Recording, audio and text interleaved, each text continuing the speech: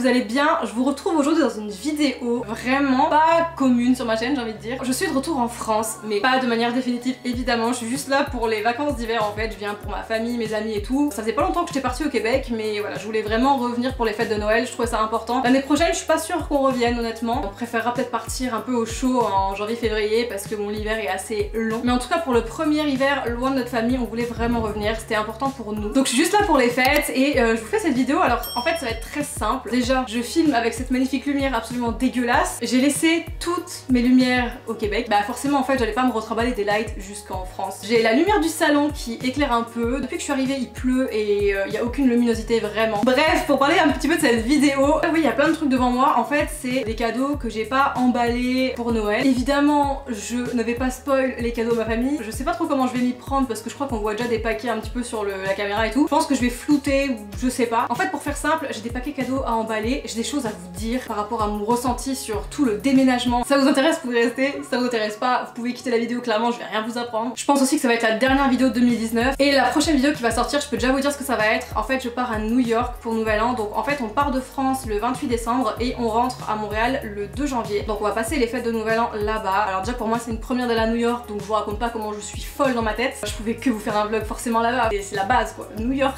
s'il vous plaît. Donc voilà, ce sera la prochaine vidéo et ce sera la vidéo qui sortira. Bah c'est la première vidéo de 2020 qui sortira en fait clairement, mon vlog à New York. Donc restez connectés si vous voulez la voir. Et là je vais vraiment commencer l'emballage de mes cadeaux. Je sais pas lequel prendre. C'est pas moi qui les ai achetés, c'est ma mère. Forcément j'ai pas ramené ça de Montréal clairement. Alors déjà le truc que j'emballe en premier, ça je peux vous montrer parce qu'en fait c'est pour mon copain, c'est pour Thomas. Thomas qui fait de la vidéo, donc forcément je lui ai acheté une lens cinéma. Il sait très bien ce que ça va être. Il l'a vu d'ailleurs, je lui ai montré pour voir, voilà, teste-la quand même, dis-moi si c'est bon pour toi, etc. Si c'est validé, je la ramène en France. Mais du coup, ouais, je lui ai pris une lentille cinéma, donc c'est une Rokinon, lens cinéma, donc full manuel. Chez Rokinon aussi, le fait qu'elles aient des prix assez bas, donc là c'est vraiment une petite partie photo pour ceux que ça intéresse. Les lens cinéma, en fait, elles ont vraiment toutes la même taille. Parce que quand vous êtes sur un tournage, vous pouvez changer vos lens. Vous n'avez pas besoin de restabiliser, parce que généralement c'est sur des stabilisateurs, enfin vous avez des gros trucs hein, qui tiennent vos caméras. Peu importe que vous changez de lentille, vous passez au 85, au 50 ou peu importe, ce sera le même poids, la même taille. Et en fait chez Rokinon, pas du tout, elles n'ont pas du tout la même taille. Donc là ça c'est une 85 T1.5. La 35 est beaucoup plus grande par rapport à la construction de ces lentilles là, c'est pas autant haut de gamme que forcément une Canon ou autre. C'est vraiment pas mal si vous commencez vraiment à faire un petit peu de vidéos de cinéma et tout pour le lancer, c'est vraiment bien. Je sais pas comment je vais emballer ça hein, clairement parce que là j'ai pas la boîte. Bref,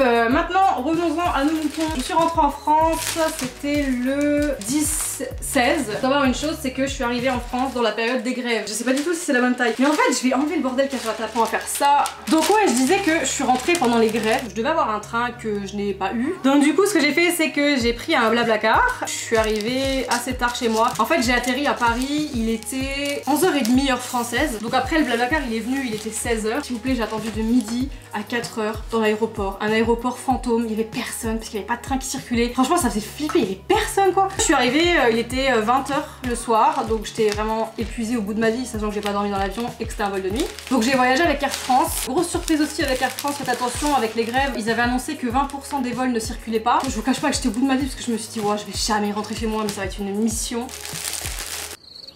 J'ai pas de truc pour enrouler, faut que j'en trouve. Quand je suis arrivée chez moi, que je suis retournée dans ma chambre, c'est super bizarre. J'avais l'impression de reprendre ma vie, comme si j'avais mis ma vie sur pause en partant, et que là je remettais play. C'est vraiment particulier, et puis plus les jours passaient, enfin au bout du deuxième jour, je me suis réveillée et je me suis dit, j'ai l'impression vraiment que j'ai même pas de vie à Montréal. J'ai l'impression vraiment qu'en fait j'ai juste repris ma vie, et comme si tout s'était effacé à Montréal, comme si, je vous jure, ouais, c'est cette sensation-là, ma vie était sur pause et j'ai tout recommencé quoi.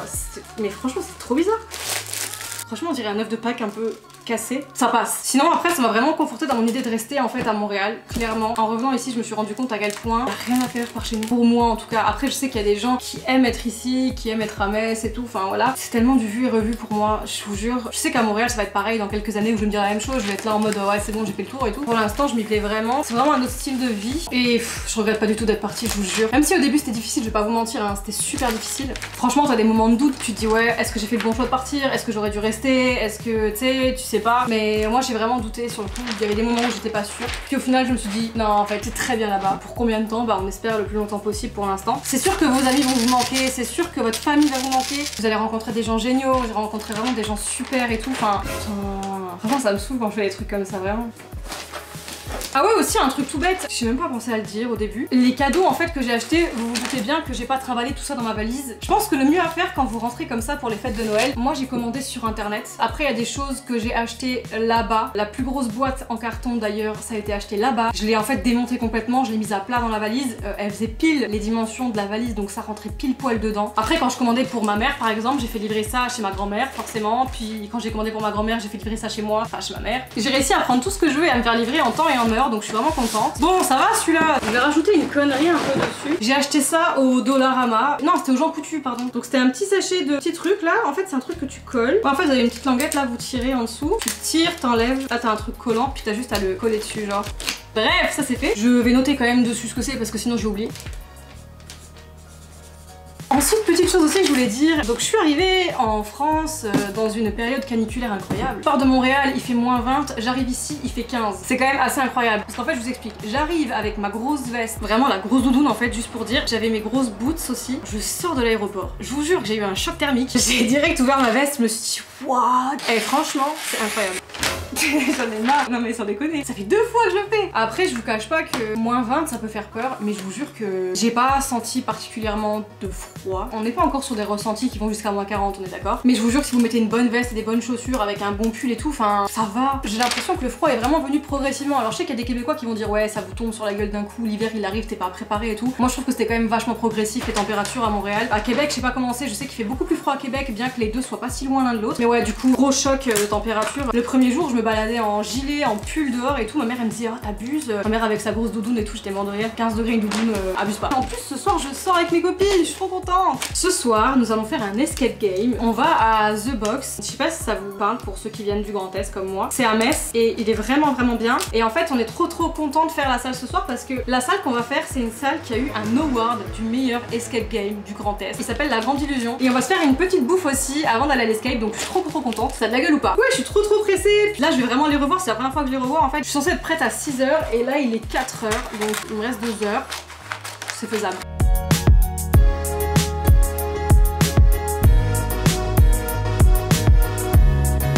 Et du coup c'est une de mes copines qui vient me chercher parce que forcément j'ai vendu ma voiture avant de partir, forcément je suis ici sans bagnole. Autant t'as pas de voiture à Montréal, ce n'est pas un problème, autant t'as pas de voiture ici, c'est compliqué. Franchement ça va, il y a des bus et tout mais c'est pas, voilà, il y a pas de métro quoi, tu vois, le métro c'est quand même génial. Dernier gros paquet, celui-là je l'ai ramené de Montréal, certains connaissent, c'est juste ouf. J'ai adoré le service client aussi, enfin j'étais vraiment face à un vrai professionnel, un passionné. Sans déconner on a parlé 2 heures et il m'a appris tellement de choses, donc j'ai vraiment adoré. J'ai vraiment faim, là j'ai mon ventre qui garouille depuis tout à l'heure, heureusement ça s'entend pas. Aussi je vous ai pas dit mais vous savez que c'est la première fois que je prenais l'avion seule pour revenir ici. Thomas qui me dit ouais tu verras t'inquiète, on est déjà parti plein de fois, tu vas pas te perdre et tout. Sur le coup j'étais confiante et tout, j'étais ouais, j'arrive à l'aéroport, au bout de 30 secondes dans l'aéroport j'étais perdue. Je n'ai aucun talent pour voyager seule, vraiment. Mais j'étais en panique, vous vous rendez compte, première fois que je prends l'avion toute seule, j'étais désorientée. Je sais pas si vous avez déjà pris l'avion vous seule, bah si c'est le cas n'hésitez pas à me dire un petit peu votre expérience à vous. Peut-être que je suis pas la seule en fait, peut-être qu'en fait c'est tout à fait normal d'être paumé quand tu voyages seule pour la première fois, surtout l'avion. Je pense que c'est comme ton premier voyage en train, ton premier ci, ton premier ça, tu vois, c'est forcément toujours un peu marquant.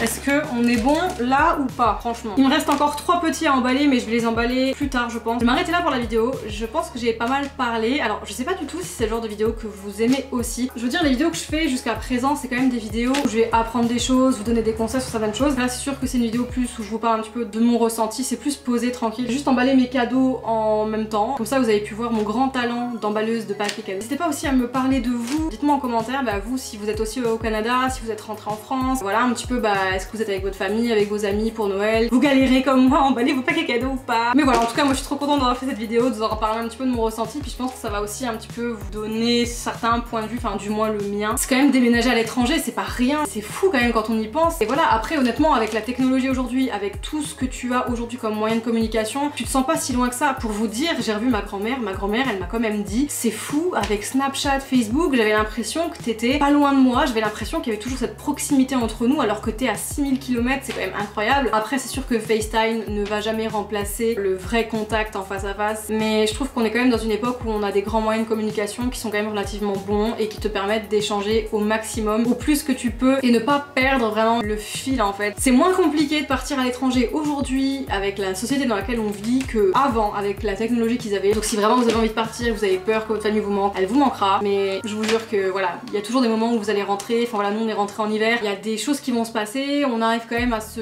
retrouver, et puis du coup les retrouvailles sont d'autant plus belles. Moi je suis super contente et c'est moins compliqué que ce à quoi je m'attendais, sincèrement. Je pensais que ça allait être plus compliqué que ça, mais je vous jure que le fait de revenir une première fois, ça vous fait du bien. Ça vous fait plus assimiler la chose, parce que quand vous partez et que vous n'êtes pas encore revenu, comme je vous dis là je suis revenue et puis c'est trop bizarre ce que j'ai ressenti, et maintenant là avec les jours qui passent et tout, le fait de me dire je repars, j'ai vraiment assimilé plus le truc visuellement dans ma tête, je suis plus sereine par rapport à toute cette situation et c'est beaucoup moins dramatique que ce à quoi je m'attendais. En tout cas c'est tout pour cette vidéo, j'espère vraiment qu'elle vous aura plu. Moi ça m'a vraiment fait plaisir de faire ce genre de vidéo. Si vous aussi vous avez aimé, n'hésitez pas à mettre un petit like, ça me fera super plaisir. C'est la dernière vidéo de 2019, je vous souhaite de très bonnes fêtes, profitez vraiment un max de votre famille, de vos amis, c'est super important. Puis nous on se retrouvera pour le vlog de Nouvel An à New York. Prenez soin de vous, ciao ciao.